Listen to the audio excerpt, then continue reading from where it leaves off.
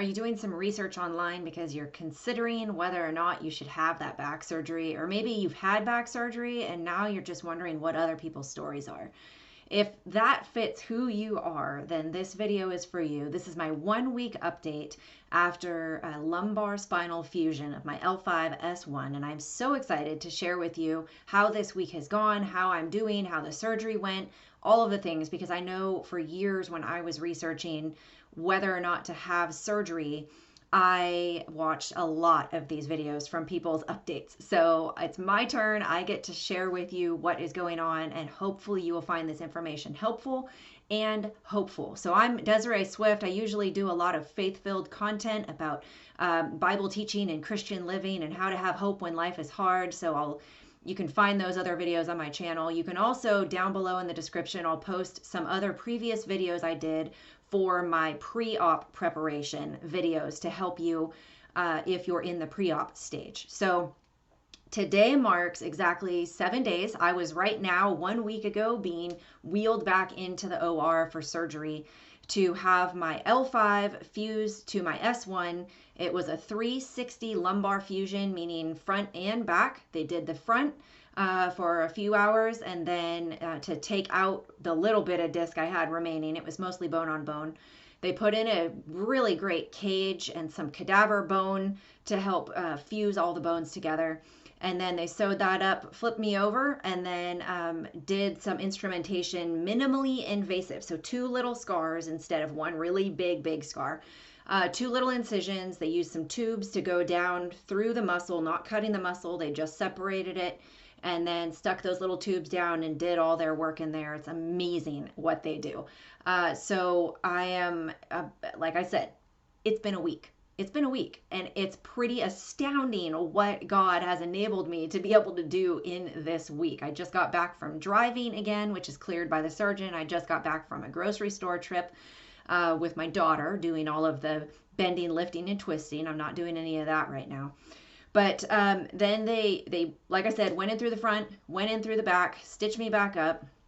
That first 24 hours was really hard because I have never done drugs. I've never been drunk. So I like to feel pretty normally myself, and being on the fentanyl and the other anesthesia and the Dilaudid and the Percocet, all these pain meds, narcotics, opioids they were giving me, my system was just absolutely overloaded. My head felt super weird. When I opened my eyes, it felt like the room was spinning, and that lasted for hours because I'm so sensitive to those medications. Also, those medications, the anesthesia and the pain meds, they tend to drop our heart rates, and because I've been an endurance athlete most of my life, my heart rate is already really low. My blood pressure is naturally lower than most people's. So then you put all of those medications on top of it, and it got into a dangerous level of low that they were actually really concerned about. And as I was laying in the hospital bed at, I don't know, 2 a.m. in the morning, and I'm shaking from shock and the pain from the surgery, level 9 pain, and they're saying, yeah, sorry, we can't give you any more pain meds because your heart rate and blood pressure are too low. It felt like a really hopeless situation. But thankfully, my source of hope is not medical news. My source of hope is not how great I'm feeling or how good things are going in life. My source of hope is Jesus and the strength of the Lord. So I was just laying in bed and I kept saying, Jesus, Jesus, Jesus. And I was focusing on Jesus, and he got me through those hours of not being able to have any other source of external help besides the Lord. And I was also praying because they couldn't get a hold of any of the doctors to prescribe any other type of medication. So I was praying that they would be able to connect with a doctor. And within a few minutes, I heard them on the phone with a doctor, and they had prescribed a different type of medication. And when they gave me that medication, it relaxed my body. It took most of the pain away. I went from a 9 to like a 3 level pain, which was amazing. So then I finally got a couple hours of sleep, and everything started turning at that point for the better. The first day after surgery, I was still in the hospital, and they had me up and walking. They took the catheter out. I was walking with a walker down the halls very slowly and carefully, but I was. And just learning how to move my body right now with all of these. I have 3 incisions, so all of those incisions and the muscles and everything that they had just totally traumatized the day before. The surgeon came in. We got to hear the update on how it went and see the images of my new spine. And he said one of the first things was, wow, your spine was a lot more wobbly than I thought it was in all your pre-op appointments. So he had gotten in there and noticed it was really, really unstable, which I knew because I had been feeling the effects of that. But it's hard to relay that to someone else. So anyways, he stabilized everything, screwed it all together. It's all great. And I have just been getting better and better and better every single day. I was in the hospital for 2 nights because they were trying to find an alternative pain medication that was, that equaled what they were giving me in the hospital. Because I wasn't taking any of the narcotics, none of those weird pain medicines.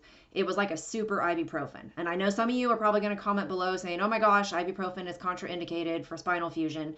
So let me just explain that real quick. I asked my surgeon about it before surgery, when I could start using NSAIDs again, ibuprofen, and because I had heard that ibuprofen can slow down the spinal fusion bone growth process, and he said that's really outdated research.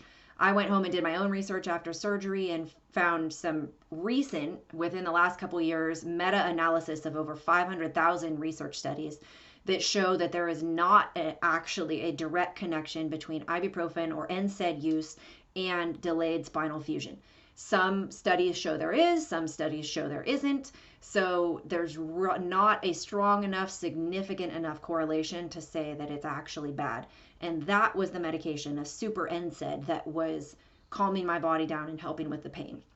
Which I really want to encourage you, if you're thinking about surgery, to not be afraid of pain medication. This is what these medications are created for. They were created to help people in severe traumatic levels of pain. Yes, it's terrible, the opioid crisis and people being addicted to pain meds. It's terrible. I hate that happens. But I don't want you to be afraid that that's going to happen to you simply because you're going to take them. And there are alternatives. The ones I'm on are not addictive. I'm on Tylenol and a super NSAID, so they're not addictive. But just know that your body will heal better if your pain is controlled, because this is crazy levels of pain, what is caused from this type of surgery. So talked to the surgeon, got on the better medication in the hospital. I was able to walk around more and sit more and just feel more like myself. And it was really, really encouraging. And he said, you're ready to go home. So that second day, we got all our stuff packed up. I got my brace on. I do have a brace that they've given me. I'll see if I can back up a little bit and you can see it. There we go. So it's a pretty hefty brace. And again, he says it's optional. I don't wear it all the time. But today I've been up and moving around a lot. So it just adds a little bit more support. But like I said, I've been an athlete. I've been working on my core muscles forever, I think.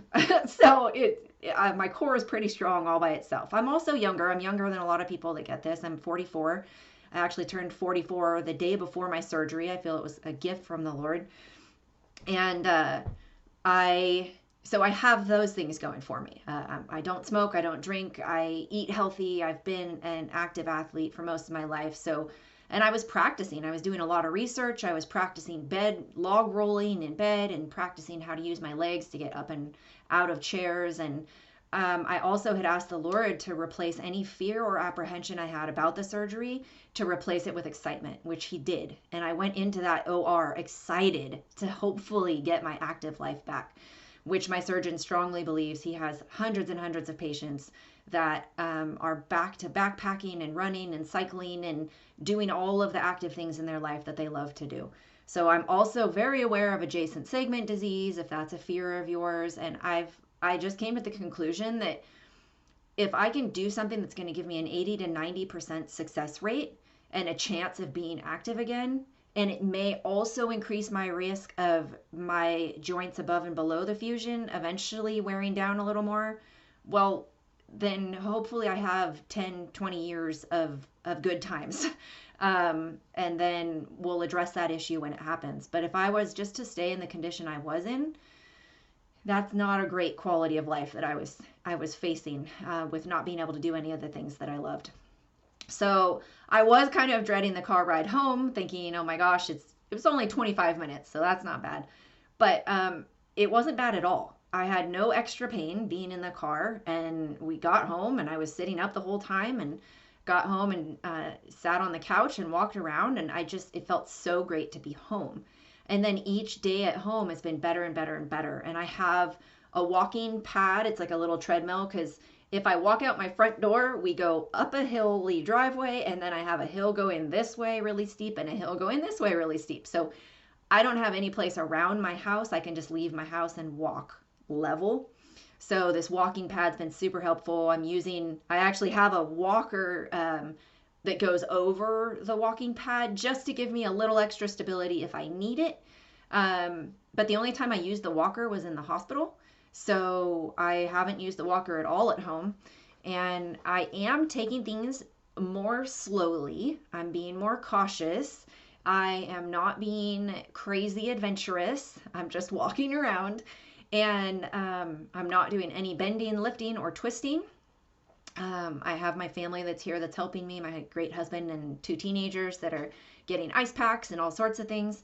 I'm also going to leave a list down below in the description of what I have experienced are the must-haves, because if you're like me and you're doing a ton of research and reading all these support groups and forums, and everybody has everything that they suggest, but I want to suggest what I have found to be most helpful and things that I haven't needed, because those people's list was really, really helpful for me when I was planning what I was going to have at my house. So I'm going to link that down in the description. But what I consider some of the must-haves are satin pajamas. So I have a couple sets that I got at a thrift store for $5. But these satin pajamas are like a lifesaver when you're trying to scoot back in a chair or when you're trying to roll over in bed. I tried to do it with normal, like, stretchy leggings, and they just stuck to my sheets and I couldn't move. But the satin pajamas, I can slip really easily and just move around a lot better. I also highly suggest a bed rail. I know a lot of people say that they're more comfortable in a recliner than their bed, but I am not finding that to be true. Our recliner is so uncomfortable for me. But my bed is like a place of rest. If I've been up for a while and I just want to go lay down in ice, I'll go lay down in my bed and it feels great. But this bed rail I got for free on Facebook Marketplace, and it just slips right under the mattress, and it's that rail there that I can hold on to do a log roll easier. So I recommend that. I also got for free on Facebook Marketplace, all these things were free from people, was a wraparound pregnancy pillow. So it has a piece of a pillow that goes all the way down my body on this side, a piece that goes all the way down my body on this side, and then a pillow for my actual head. And it's great for feeling like I'm being hugged and supported, and it holds ice packs on my back really well, and I've really appreciated having that. And then ice packs, I'll link down below the specific ones I got from Amazon because I really like these. I've used a lot of ice packs over the years, but these are great, and they even come with a little waist belt. So I've been doing that consistently throughout the day, icing. And now I'm at the level where the only thing I'm feeling is like tightness because my muscles feel a little tight, and then itchiness around the incisions because they're starting to heal. So that's kind of my only discomfort. 1 week after surgery. Wow. Okay. And then these little grabber things, because you are going to find there's a whole lot of things on your floor that you're going to need to pick up, and you either have to squat like a catcher, softball catcher like I used to be, or these grabby things are really helpful. And we're also not supposed to reach way over our head trying to grab things. So the grabbers help with that as well. They're huge, huge help, and I may even continue to use them after my back is all better. And then the last thing I suggest is a toilet riser. It adds several inches to the toilet. And I didn't think I needed this at first. I actually came home from surgery and I hadn't prepped it or gotten one, but I asked my husband to go to the store and buy one, because I did not realize how low that toilet in our house actually is. But the toilet riser really helps. It has handles and you don't have to squat or kneel down as far, and then you can push yourself up. I think at this point, I wouldn't need it, but those first few days especially, it was really, really, really great. So those are my top things to have. And definitely, I think it goes without saying you need to have somebody to help take care of you and be with you at home.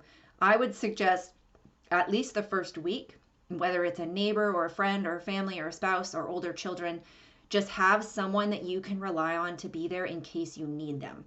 We also have a great community who was going to provide 3 weeks of home cooked meals for us, but I'm feeling so great now that I just canceled that today because I don't feel that we need that. But I really want to share with you that to not be scared, because I lived so many years in fear of this surgery and thinking it was going to ruin my life, and all sorts of fears from everything we read out there. But we have to remember that most of those stories are people that are still struggling because maybe their surgeon didn't do a great job. Maybe the fusion wasn't the right surgery for their condition. Maybe they overdid it in recovery, or the surgery didn't go as well as it could have. Maybe they didn't prepare enough, or they weren't in a good enough, strong enough shape for their bodies to thrive in recovery.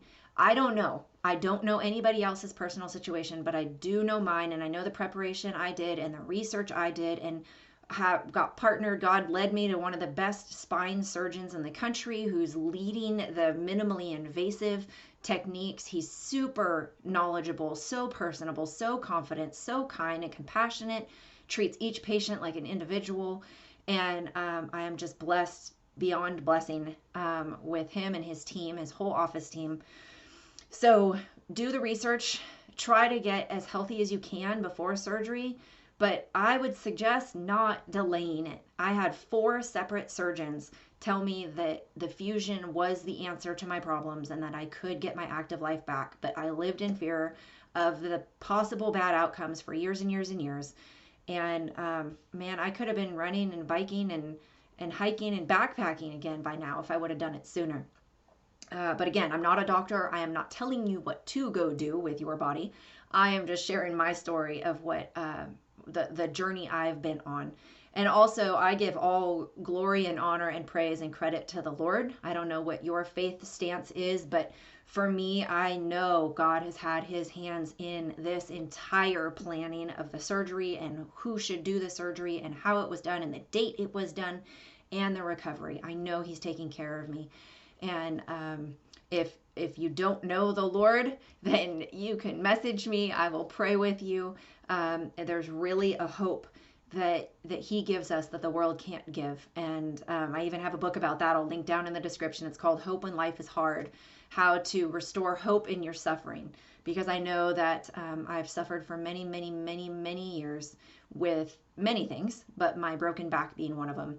You can see, again, I'll link those previous videos so you can get a deeper history on what was wrong with my back and what he fixed. Also, just within this week, my left leg, my nerve, my L5 nerve was completely crushed. My leg was weak and numb for years. It was starting to give out from under me when I was walking and standing. And already in this 1 week, I feel it waking up and strengthening and feeling different nerve jolts down it and warmth and coolness and just sensations I haven't felt because it's been crushed. So already the Lord is starting to heal that nerve, and I really believe that my left leg is going to be stronger than maybe it's ever been. I'm excited. So I'm a type of person that likes to have a goal and go for it and like type A, go get it, but I am being patient. And I am taking this slowly, and I'm resting when I need to rest, and I am not breaking any of the rules of what I'm supposed to do or not do.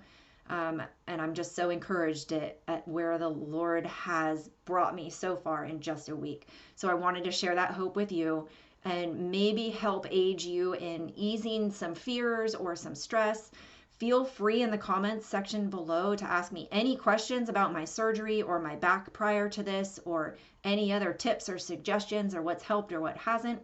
Any questions you may have, I'm happy to help. I feel that we need more stories like this out online where people are doing research when they're in so much pain, that we need to hear the stories of hope. So that's what I'm speaking to you. So again, comment down below. Go to the description, find any of the other videos or any of the links to the items that I found helpful. And I hope that you have peace in whatever path you choose for your back. and whatever you are facing right now. That is it for now. I'm going to hopefully continue these updates for a while to keep reporting the good progress that is happening. Bye for now.